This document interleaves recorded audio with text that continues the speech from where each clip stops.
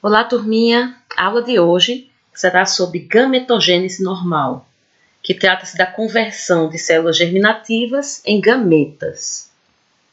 Bem, o objetivo desta aula será entender o processo de formação dos gametas, tanto masculino quanto feminino, diferenciar esses dois processos, ovulogênese e espermatogênese, e compreender a importância destes processos para a reprodução sexuada de diferentes espécies. Bem, aqui está o conceito de gametogênese, que é um processo de formação dos gametas, e desenvolvimento das células germinativas especializadas, que nós chamamos de gametas. Consistem em um complexo conjunto de processos envolvendo cromossomos, divisão, e em relação à divisão, tanto a divisão mitótica quanto a meiótica, e também diferenciação celular. Há ainda a influência muito importante dos hormônios. Tudo isso com o objetivo de formar os dois gametas, os gametas masculinos e os gametas femininos.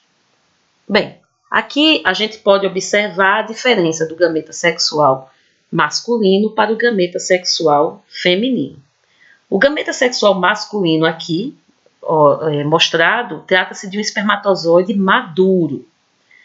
Trata-se de uma célula móvel que nada livremente, formado por uma cabeça, que nós chamamos de acrossomo, que está destacado aqui, uma cabeça, e por uma cauda, a cauda que dá mobilidade a essa célula. O acrossoma e a cauda estão separados por um colo, que a gente está vendo aqui. Nesse colo, a gente consegue notar a presença de várias mitocôndrias. Elas que garantem toda a energia, na forma de ATP, que é a moeda energética, para que o espermatozoide consiga ser móvel. Ainda na porção anterior do acrossomo, nós temos aqui bastante enzimas digestivas, certo? Essas enzimas, essa parte aqui é chamada de capuz, essa parte da região anterior, e contendo várias enzimas. Essas enzimas, quando liberadas, elas facilitam a penetração do espermatozoide na corona radiata, ou coroa radiata. Aqui a gente está visualizando o gameta sexual feminino, e a gente consegue visualizar aqui, a corona radiata, que são essas células rosas, que, assim, nada mais são do que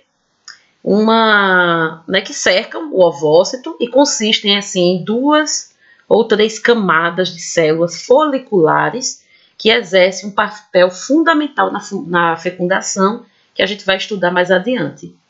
Então, o ovócito, que a gente está aqui, essa célula azul, ela é formada, então, ela é bem maior, que o espermatozoide, e ela está circundada pela corona radiata e também pela zona pelúcida, que a gente também vai estudar o papel dela mais para frente, certo? O ovócito ele também pode ser chamado de oócito, é uma célula, como a gente está vendo, bem mais volumosa, sem movimento próprio, e em diversas espécies animais, os óvulos armazenam grânulos de substâncias nutritivas que constituem o vitelo, cuja função é nutrir o futuro embrião que surgirá pelo processo de fecundação. Então, assim, os ovócitos, eles são bem maiores, para vocês terem uma ideia, o diâmetro do ovócito humano, por exemplo, é na ordem de 130 nanômeros, enquanto o espermatozoide tem cerca de 53 centímetros de comprimento. Bem, uma informação importante, é a gente saber, durante muito tempo as mulheres foram acusadas, de determinarem o sexo, mas a gente já sabe que quem determina o sexo do bebê é o homem. Por quê?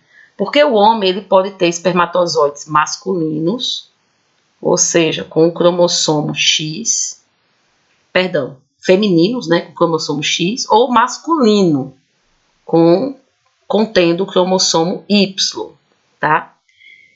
O óvulo, a gente já viu que é uma célula móvel, né, os ovócitos de uma mulher, e sempre conterão um cromossomo X, como a gente está vendo aqui, certo? E assim, por isso é que o espermatozoide é que vai determinar o sexo do bebê. Por quê? Porque o espermatozoide contendo o cromossomo X, ele criará um embrião feminino. E o espermatozoide contendo o cromossomo Y, que é esse aqui, ele formará um embrião, né, contendo um embrião masculino, certo? Bem, mas pode acontecer alguma falha nesse processo, tá? E aí poderão gerar seres, né, que nós chamamos de intersexuais. A intersexualidade em seres humanos é qualquer variação de caracteres sexuais, incluindo cromossomos, mas não só os cromossomos, como também as gônadas, que são os órgãos que abrigam, né, e geram os gametas, e também órgãos genitais. E aí, quando esses seres humanos têm essas variações, né, isso acaba dificultando a identificação do indivíduo como totalmente feminino ou totalmente masculino. Então, o que eu estou querendo dizer é o seguinte, é que uma pessoa ela pode nascer com uma variedade genética em que algumas das suas células têm cromossomos XX e outras têm cromossomos XY. Por conta disso, ela nem nasce, ela foge do que nós chamamos de binário, né? O binário sexual. Então, ela foge deste padrão. E aí ela nem é menino e nem é menina. Bem, então a gente já viu o papel dos cromossomos, né, que é bem importante, né, no processo de gametogênese. E assim, os cromossomos, né, então durante a gametogênese, o número de cromossomos ele é reduzido pela metade e a forma das células acaba sendo alterada. Né? Então é interessante a gente resgatar alguns conceitos em que aqui então a gente está conseguindo visualizar aqui no centro, né, de um cromossomo a gente tem um centrômero e ele liga as cromátides. Então aqui a gente tem uma cromátide, aqui outra cromátide. O que é que a gente encontra nessas cromátides? Então a gente está encontrando aqui de forma espiralada bastante DNA, que é o que a gente está vendo aqui. Então o DNA ele abriga os genes, né? Então assim, ao longo dos cromossomos a gente vai encontrar genes. A gente encontra DNA envolvidos por proteínas chamadas histonas. Então esses genes é que tem toda a determinação genética de um indivíduo. Né? Então é bem importante a gente pensar no papel dos cromossomos, DNA e resgatar esses conceitos. Outro conceito importante para a gente compreender a gametogênese, que tem que ser resgatado, é o de mitose e meiose, né? Que são as divisões. Ambas divisões são importantes, certo? Na gametogênese. Tá? Porque a mitose ela vai ser fundamental para a produção das ovogônias e das espermatogônias, né? E a meiose para o restante do processo de formação do espermatozoide do ovócito, certo? Então, assim, é interessante, eu coloquei no final dos slides, né? Deixa eu sair daqui. No final dos slides tem uma animação, né? Tem um link para uma animação do johnkirk.com, que aí mostra o processo de meiose, né? Você clica e ele inicia o processo de uma animação, né? Mostrando o processo de meiose e também vai fazendo uma explicação, ele vai explicando o que é que acontece em cada uma das etapas, né? E aí então é interessante que vocês assistam, leiam, né? Relembrem, resgatem para poder entender o processo de gametogênese. Tem tanto de meiose quanto também tem processo de mitose, certo? Aqui na animação. Então entrem, tá lá no finalzinho dos slides e assistam, que vale muito a pena e dá para a gente entender de forma bem dinâmica a diferença e a importância dos dois processos. Então, voltando para os slides, e aqui também tem uma animaçãozinha mostrando.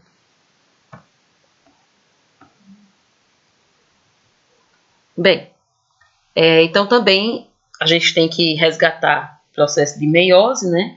E, assim, o mais importante é a gente lembrar que durante a gametogênese o número de cromossomos ele é reduzido pela metade e a forma das células também é alterada. Então, assim, os cromossomos, não esqueça que eles aparecem aos pares nas células diploides, né? Vamos voltar lá para os cromossomos, eles aparecem aos pares nas células diploides.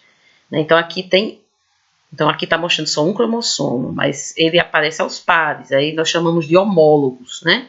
São cromossomos semelhantes. E assim, ele aparece aos pares, sendo um de origem materna e outro de origem paterna. E assim, antes da replicação do DNA, na fase S do ciclo celular, os cromossomos existem como cromossomos de cromátide única, como a gente está mostrando aqui, ó, né? Então, os cromossomos eles passam o tempo com as cromátides únicas, certo? E não esquecendo que uma cromátide consiste em um filamento paralelo de DNA. Aí, depois da replicação do DNA, os cromossomos formam cromossomos de cromátides duplas, certo? Então, a mitose e a meiose são eventos fundamentais da gametogênese, tá? E, pois assim, as ovogônias e as espermatogônias são células diploides que se multiplicam por mitose e logo depois vão sofrer meiose. E essa meiose vai garantir, né, vai reduzir à metade a quantidade de cromossomos das células, originando células haploides. Então, a gente vai observar que na fecundação, a fusão dos dois gametas haploides reconstitui o número diploide característico de cada espécie. E apenas em alguns, aqui então está mostrando justamente isso, que a primeira divisão ela é reducional, né, e a segunda é equacional.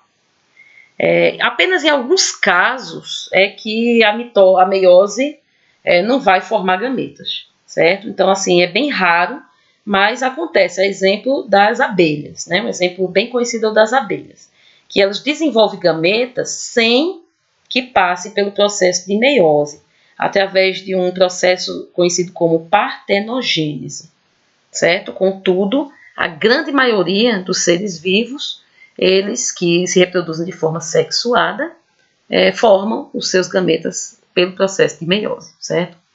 Então, a partir da próxima aula, a gente vai estudar as diferenças do processo de gametogênese normal, masculina e feminina, e a gente vai observar que eles seguem as mesmas etapas, como a gente está visualizando aqui nessa imagem.